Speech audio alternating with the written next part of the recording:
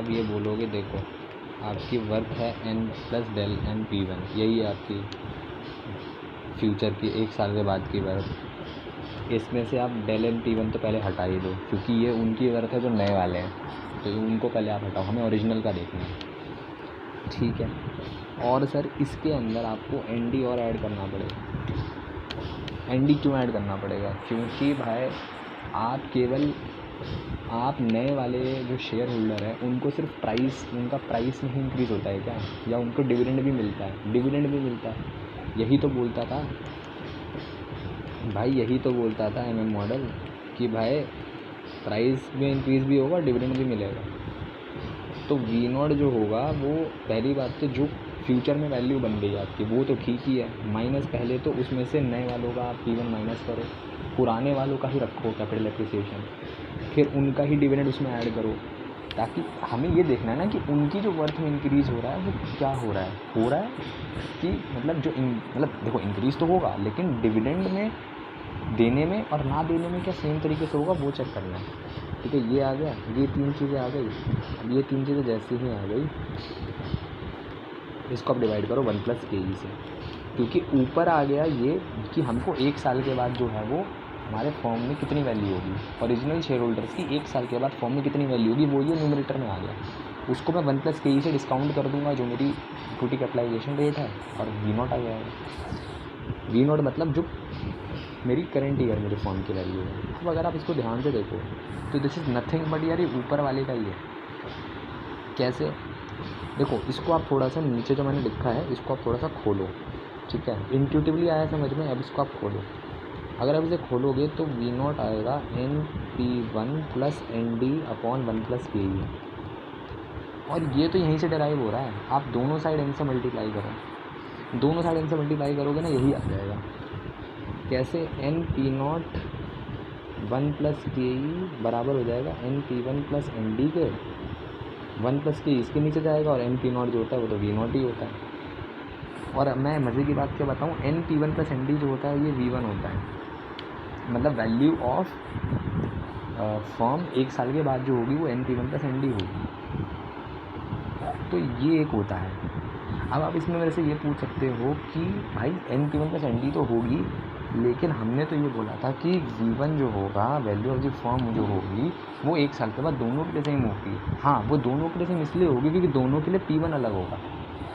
तो अगर मैं डिविडेंड डिक्लेयर की बात करूँ तो वहाँ पे NP1 प्लस ND होता है, और डिविडेंड जहाँ नॉट डिक्लेयर है वहाँ पे वही NP1 प्लस ND में ND 0 हो जाएगा, क्योंकि डिविडेंड आप उसको माय बैड, वहाँ पे भी ND ही होगा, माय बैड, वहाँ पे भी ND ही होगा, वहाँ पे ऐसा नहीं होगा ND नहीं होगा, क्योंकि ये जो डिविडेंड है ये अगले साल की बात हो रही है। हम जो डिविडेंड की बात कर रहे हैं वो करंट ईयर में बात कर रहे हैं। तो करंट ईयर में तो आप डिविडेंड नहीं दोगे तो उससे प्राइस पे इफेक्ट पड़ेगा, लेकिन वैल्यू ऑफ द फर्म हम वैल्यू ऑफ द फर्म ये V1 तो अगले साल की है, अगले साल का थोड़ी बोला डिविडेंड नहीं देंगे। ये नॉट डिक्लेयर का मतलब है अभी हमने डिक्लेयर नहीं करा। अगर अभी डिक्लेयर नहीं करा है तो अभी जो हम शेयर प्राइस इशू करेंगे उसमें फ़र्क आएगा। तो देखो अब ये जो P1 है ये कितना हो जाएगा, ये वाला ऊपर वाला देखो, P0 1 plus KE minus ND plus ND हो जाएगा। कुछ नहीं कर रहे, बस इसको सब्स्टिट्यूट कर रहे हैं MM वाले फार्मूले से, जो ये वाला फार्मूला है, ये वाले फार्मूले से यहाँ पे सब्स्टिट्यूट कर रहे हैं बस। ये माइनस ND और ND कट जाएगा, ठीक है। P कितना आ जाएगा, NP0 1 प्लस KE, ठीक है, ये आ जाएगा। अच्छा, अब डिविडेंड नॉट डिक्लेयर्ड वाला था, ये मैं थोड़ा सा गलत बोल दिया था, प्लीज़ करेक्ट कर लेना इसको। ये ND सही में नहीं होगा, मैं गलत बोल रहा था। ND नहीं है तो यहाँ पे NP1 ही होगा इसका जो वैल्यू होगा। और याद करो जब डिविडेंड नहीं डिक्लेयर करते थे तो P0 इंटू 1 प्लस KE ही होता था MM में, क्योंकि ये वाला D तो गायब ही हो जाता था ना, तो इसलिए ये भी NP0 1 प्लस KE आएगा। इसलिए दोनों के दोनों भाई सेम ही आ रहे हैं और कुछ नहीं है। ओ सॉरी माय बैड, दोनों के दोनों जो है वो सेम ही आ रहे हैं। तो ये इसका इंट्यूशन है।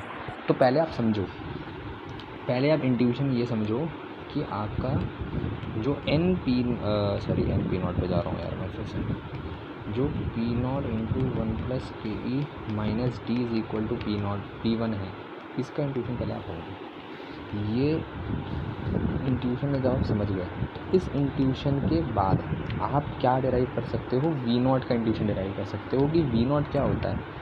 वी नॉट होता है भाई, अगर आपने कोई नए शेयर इशू करे हैं, आपने P1 पे करे होंगे, पर उससे मुझे मतलब नहीं है, वो तो मैं हटा ही दूंगा। और दूसरा एनडी, भाई ये तो मुझे मिलना ही था डिविडेंड, ठीक है, डिवाइडेड बाई 1+k। ये भी इंट्यूशन समझ में आ गया जब, तो फिर आप इसको प्रूव कर सकते हो। जैसे मैंने पहले ही बताया, आप इसको थोड़ा सा सॉल्व करो। पता है ये थोड़ा फैशनेबल तरीका है लिखने का, जो सर ने लिखवाया ना, अब आप बोलोगे सर ने तो ये लिखवाया, सर ने तो ये लिखवाया, भाई तू तो गलत कर रहा है। कुछ गलत नहीं कर रहा, याद करो। ये जो इसने माइनस आई, ये जो इसने लिखवाया है, इसके साथ इसने सब्स्टिट्यूट किया हुआ है, कुछ भी नहीं करा है इसने। अब मैं बताता हूँ क्या करा है। डेल्टा एन का फॉर्मूला क्या था बताओ ज़रा, ये वही है। डेल्टा एन का फॉर्मूला इसने यहाँ पे चेपा हुआ है, ये फॉर्मूला इसने यहाँ पे चेपा हुआ है, और कुछ नहीं करा है।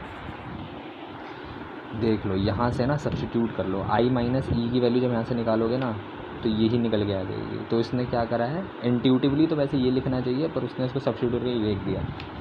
ठीक है, एग्ज़ाम में ये करके आ जाना अगर सेम टाइप का क्वेश्चन आता है, बट इंट्यूशन मैंने समझा दिया है कि होता वैसे ये है, ठीक है। तो ये पूरा का पूरा था, और बाकी जो है वो तो आप समझ ही जाओगे कि कैसे कैसे क्या हो रखा है, ठीक है।